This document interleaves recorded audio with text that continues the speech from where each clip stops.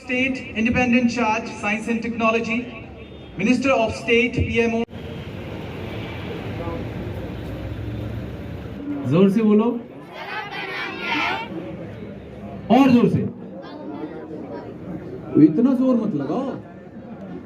इस खास अवसर पर आए हैं जहां पर हम देश के उस महानायक को याद कर रहे हैं। माता के भारत माता के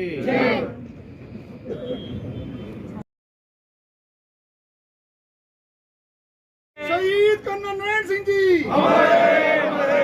शहीद कर्नल नरेंद्र सिंह जी, शहीद कर्नल नरेंद्र सिंह समयाल जी,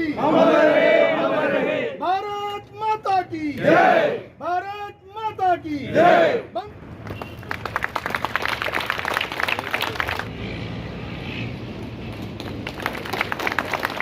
तालियां प्लीज।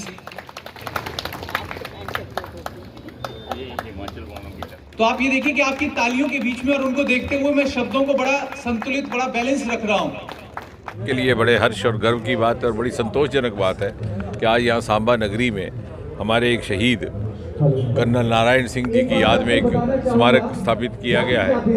और संयोगवश कल ही एक्सेशन डे था और 26-27 अक्टूबर को ब्रिगेडियर राजेंद्र सिंह जी की शहादत का भी दिन मनाया जाता है। और ब्रिगेडियर राजेंद्र सिंह जी की शहादत से ही 2-3 दिन पहले कर्नल नारायण सिंह जी की भी शहादत हुई थी। और इस प्रकार से अनेकों हमारे इस प्रकार के फौजी भाई जो शहीद हो गए, जिनको शायद हम उस प्रकार से स्मरण ना कर पाए जिस तरह से वो हकदार थे, लेकिन उनको स्मरण करके उनसे प्रेरणा लेनी और जो उनको न्याय नहीं मिला पिछले 60-70 वर्षों में, उसका प्रायश्चित करने का भी कार्य मोदी जी की सरकार आने के बाद हुआ।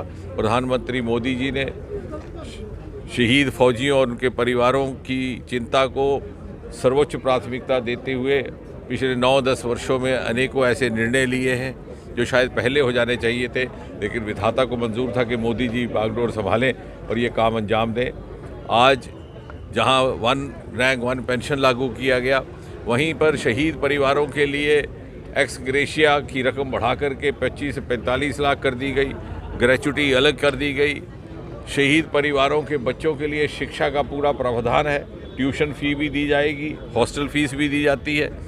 बच्चों को प्रतिवर्ष टेक्स्ट बुक्स किताबें खरीदने के लिए सामग्री का अलग से 2000 रुपया, उसके अलावा अगर कंप्यूटर खरीदते हैं तो उसके लिए 25-35 हज़ार।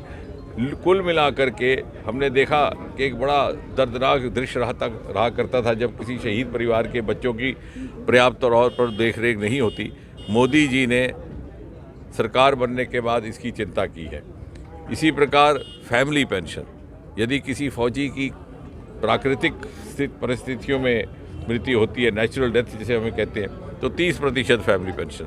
लेकिन अगर किसी ऐसे कारण से उसकी मृत्यु होती है कि वो लड़ाई के मैदान में तो नहीं था लेकिन फ़ौज से जुड़ी हुई किसी बीमारी का शिकार था, तो फैमिली पेंशन 60%, और यदि लड़ाई के दौरान होती है तो 100% तनख्वाह के बराबर। तो इतने बड़े क्रांतिकारी फैसले मोदी जी ने लिए हैं। इसी प्रकार पैरामिलिट्री फोर्सेस में भी यदि कोई हमारा सज्जन मिसिंग हो जाता है, जैसे देखा जाता है जो हिंसा से ग्रस्त इलाके हैं, कई बार कोई कर्मचारी किडनैप हो जाता है या कहीं पर गुमशुदा हो जाता है, तो कानून ये कहता था कि फैमिली पेंशन 7 बरस तक नहीं मिलेगी। अब उसमें भी संशोधन कर दिया गया है, उसे फ़ौरन तौर पर उसके परिवार वालों को फैमिली पेंशन का लाभ प्राप्त होगा। और मैं चाहूँगा कि मीडिया के माध्यम से ये इन बातों की जानकारी समाज में पहुँचे ताकि जिन जिन परिवारों को इसका लाभ नहीं मिला वो इसका लाभ ले सके, जहाँ पहुँच सका वहाँ पहुँचाएँ। क्योंकि जैसे मोदी जी कहते हैं कि अगले 25 वर्ष अमृतकाल के जब भारत शिखर पटल पर पहुँचेगा तो वो तभी संभव है कि देश के हर नागरिक, हर परिवार की उसमें भागीदारी हो। और यदि किसी परिवार का सरपरस्त नहीं रहा तो उस परिवार की सरपरस्ती करना हमारी जिम्मेवारी भी है, और भारत को शिखर पटल पहुंचाने के लिए एक जो सामूहिक हमने प्रयास करना है उसके लिए भी लाजिम है। आपने देखा होगा कि मोदी जी की सरकार आने के बाद पाकिस्तान क्या कर रहा है उसमें जाने की आवश्यकता नहीं, लेकिन भारत की तरफ से जो रवैया बदला है उसके ऊपर ध्यान दिया जाना चाहिए। ये मोदी जी के ही 9-10 साल के कार्यकाल में हुआ कि सर्जिकल स्ट्राइक का कॉन्सेप्ट आया, यानी आज दुश्मन के घर में जाकर के भी कार्रवाई की जा सकती है। आतंक पर जिस प्रकार से नियंत्रण हुआ है उसका साक्षी कश्मीर घाटी है। पिछले कई वर्षों से पत्थरबाजी की कोई घटना नहीं हुई और उसका परिणाम और प्रमाण ये है कि आज लगभग 1 करोड़ से अधिक पर्यटक वहाँ पर आ रहे हैं। तो ये सारा बदलाव इसलिए हुआ कि एक निर्णायक कार्रवाई की गई दोनों स्तर पर। जो घुसपैठ हो रही थी सीमा के उस पार उस पर भी, और जो आंतरिक आतंक था उस पर भी, आतंक को जो बढ़ावा देने वाले थे उस पर भी, और यहाँ जहाँ हम खड़े हैं इस सीमावर्ती क्षेत्र में, इसकी चिंता भी पहली बार मोदी जी के आने के बाद हुई। फैमिली बंकर्स निर्माणित किए गए।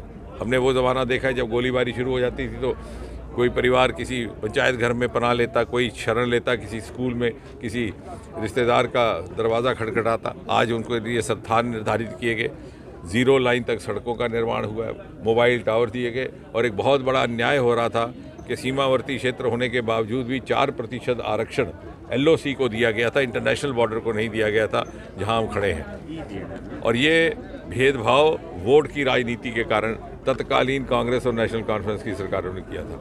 मोदी जी के आने के बाद वो भेदभाव भी समाप्त हुआ है। I am Sharmishta, daughter of Karnal Narayan Singh ji, and today we are celebrating for his memory. But I am very feel proud also. But sometimes I am sad also because 76 years have gone. His शहादत जो है वो recognise नहीं हो पाई। So इस बात का मुझे बड़ा दुख है। Kashmir saviors, there are 4 saviors of Kashmir, and first was Karnal Narayan Singh. Second was Brigadier Rajinder Singh, third was Sikh Regiment CEO V.C. Roy, and fourth was Major Somnath Sharma. And this is very irony, all 3 were awarded posthumously and according to the bravery they have done. But my father was unnoticed so far, and he didn't get any reward for his services, for his supreme sacrifice. Today, Prime Minister Dr. Jitendra ji is coming. He is unveiling this Diwar, and then we will have little bit discussions about his contribution. क्या message रहेगा आज के दिन आपका? मेरी सबसे बड़ी चीज़ ये है कि मेरी स्टेट ने मेरे फादर को बुला दिया था। I want that he should be remembered properly according to his supreme sacrifice, not beyond that. सिर्फ नाम लेने से काम नहीं होता, he should be properly rewarded. That is much. Okay, thank you.